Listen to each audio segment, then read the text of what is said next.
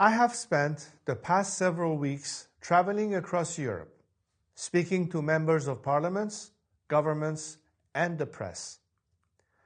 My visit had one objective: to give a voice to the millions of Iranians held hostage by the Islamic Republic, its terror, and its internet blackout.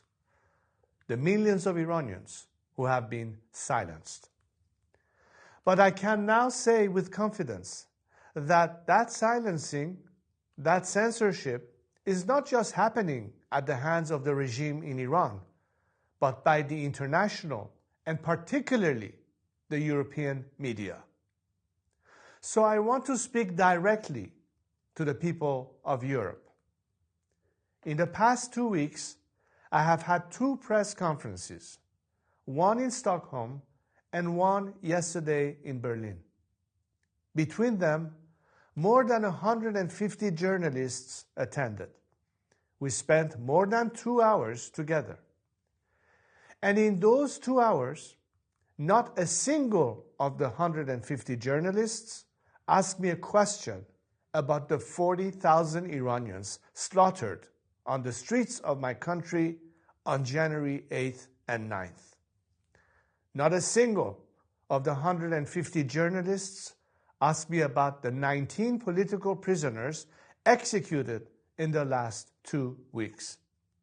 When I told them that there were 20 political prisoners currently sentenced to death, not a single one of the 150 journalists asked me about them. When I stood next to a mother whose son was killed and a father whose son was killed on January 8th and 9th, and asked them to hear their stories, not a single one of the 150 European journalists asked them a question. Here, in the heart of a continent that claims to stand for human rights, justice, and dignity, its journalists have fully abdicated their professional responsibilities and even their moral objectivity.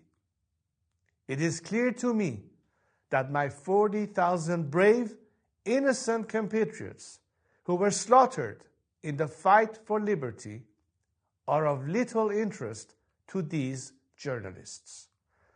They seem more interested in criticizing America, asking why the United States and Israel killed the dictator that has slaughtered our people for 47 years, than criticizing the regime doing the slaughtering.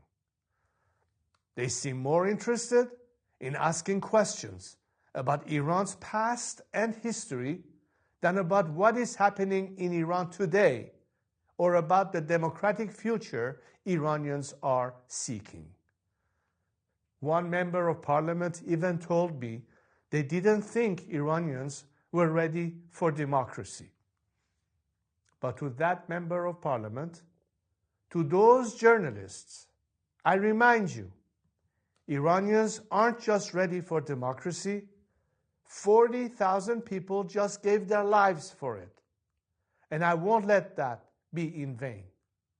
So know this: whether or not Europe stands with us, whether or not your journalists do their jobs, whether or not your politicians demonstrate the courage to act, I will fight for my people and my country. Even if we have to do this alone, we will fight until Iran is free.